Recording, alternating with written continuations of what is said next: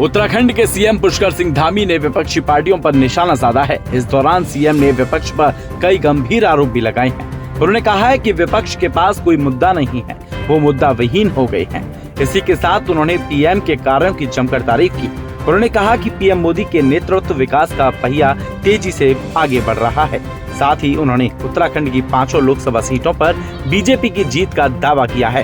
उनका कहना है कि 5 लोकसभा सीटों पर बीजेपी पूर्ण बहुमत से जीत हासिल करेगी। के पास कोई मुद्दा नहीं है।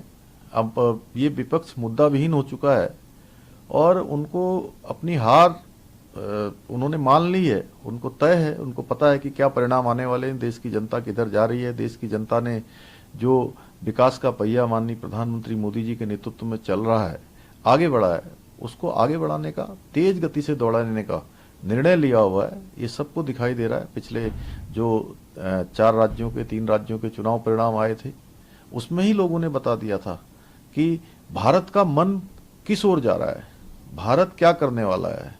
तो इसलिए वो इस प्रकार के मुद्दे उठाते रहेंगे। उत्तराखंड में सभी तैयारियां पूरी हैं और जो भी चुनाव आयोग जिस प्रकार से भी चुनाव को कराना चाहता है, उसमें उत्तराखंड सरकार ने पूरी तरह से तैयारी की है। हमारे उत्तराखंड से हमारे प्रधानमंत्री जी का बहुत लगाव है और उत्तराखंड की जनता का भी। वो उनको अपने परिवार का मानते हैं, अपने घर का मानते हैं।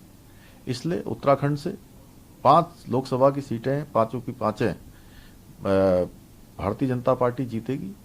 और एक गिलहरी ने जैसे राम सेतु बनाने में अपना योगदान दिया था, उसी प्रकार से हमारे प्रधानमंत्री जी को प्रधानमंत्री बनाने और उनके विकसित भारत के संकल्प को पूरा करने के लिए 5 की 5 सीटें उत्तराखंड की भारी बहुमत से जीतेंगी। ये बेमेल गठबंधन है। ये केवल और केवल अपने परिवारों को और अपनी पार्टियों को बचाने का गठबंधन है और ये पूरी बारात है। इस बारात में दूल्हा कौन होगा ये तय नहीं कर पा रहे हैं। हर कोई दूल्हा बनना चाहता है, बाराती कोई नहीं बनना चाहता। इसलिए देश की जनता भली भांति समझ गई है कि ये गठबंधन देश के हित में नहीं है और जनता ने तय कर लिया है कि मोदी जी के हाथ में ही बागडोर सौंपनी है और भारत की जो विकास यात्रा चल रही है, उस विकास यात्रा को आगे बढ़ाना है। ब्यूरो रिपोर्ट, खबरी भारत नेटवर्क।